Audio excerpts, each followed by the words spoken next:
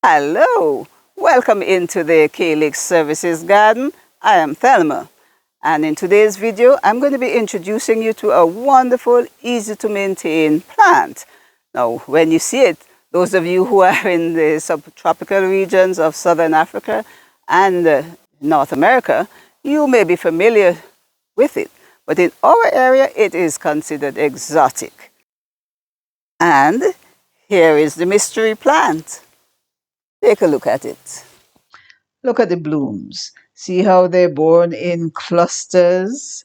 And the leaves, these long, nice green strap leaves. Does it remind you of another plant that I've been featuring? If you guessed amaryllis, well, you're correct, because it does belong to the same family, but this is Clivia miniata. Now, if you wish to know more about Clivia, please keep watching.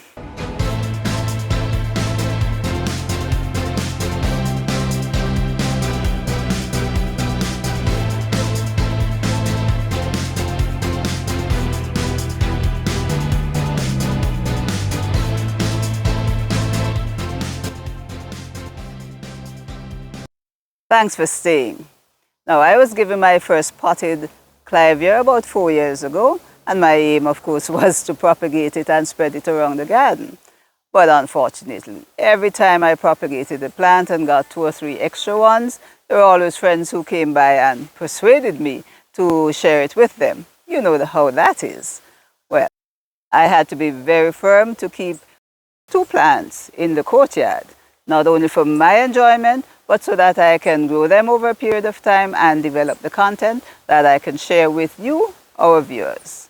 Now, we're going to be doing 2 videos on Clivia. This is the first video in which I will introduce the Clivia's growing requirements, and I'll follow up with a second video in a few days' time in which we'll concentrate on propagating and planting the Clivia. First up, a bit of information about Clivia. It is a beautiful flowering plant that grows equally well in garden beds and in containers. The most commonly grown Clivia variety is this brilliant orange one you see here. But there are less common colors, which include shades of yellow and cream. It's a beautiful plant, even when it is not flowering. Look at these long, dark green, glossy, strap-like leaves that grow from a central base. These leaves are packed quite closely and arch gracefully over each other, giving the plant a very symmetrical shape as it grows. The flowers emerge from between the strap-like leaves, and, like amaryllis, the flowers are borne in clusters at the top of thick flower stalks. There may be as many as 20 flowers in a cluster, and while each individual flower lasts only a few days, the buds open in succession, which provides us with a beautiful floral display over several weeks. What are the growing preferences of Clivia? Clivia is native to the forested areas of subtropical regions of southern Africa and other areas. So similar conditions in other areas would be suitable. While a Clivia may be found growing in shady spots, it produces more flowers when it's grown in a relatively bright area, bright but indirect sunlight. Remember those 2 clumps of Clivia in the courtyard garden?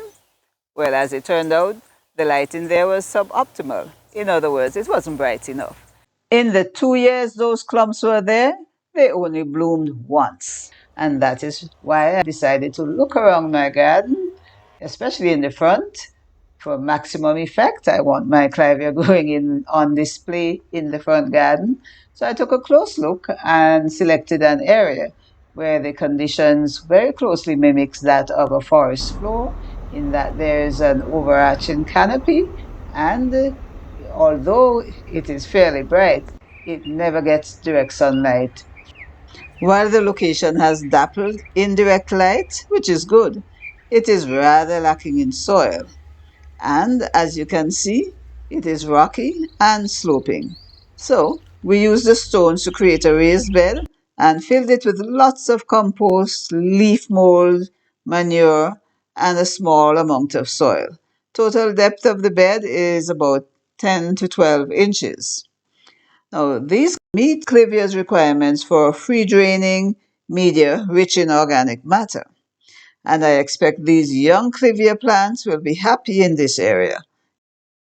Let's look at a very important requirement for Clivia to bloom.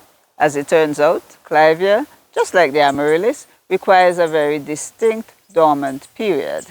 In order for Clivia to remain dormant, it requires a period of about 2 months of cold nighttime temperatures, temperatures around 50 degrees Fahrenheit or so. Do not fertilize in this 2-month cool period and water only sparingly, just enough to prevent the leaves from wilting. Increase watering and resume fertilizing once the flower stalks appear. While I'm focusing on growing Clivia in beds, it can just as easily be grown in pots. So let me just make a quick note on Clivia and the need for repotting. Like amaryllis, Clivia produces masses of thick, fleshy roots. You can imagine what happens when you grow Clivia in pots. The roots often become so large that they can push the plant out of the pot. But don't be in a hurry to repot, as Clivia actually suckers more and blooms better when its roots are moderately crowded. So wait until the plant shows signs of stress, such as excessive crowding, drooping yellow leaves, and frequent wilting before moving the plant to a larger container. Of course, if your real intention in the early stages of growing Clivia is to obtain suckers to expand your collection, you would repot as soon as the suckers can be safely removed from the mother plant. That's it for the first video on Clivia, and as I promised, I'll be doing a follow-up video in about a week or so in which I will show you how to propagate and then plant Clivia. Now, if you liked our first video on Clivia, please give us a thumbs up, share it with your friends, and if you haven't subscribed already, please subscribe. That way you will not miss the notification when the second video is released. A very good motivation, don't you think? So until the next video, I am Thelma in the Calyx Services Garden saying thank you for watching, take care, and bye-bye.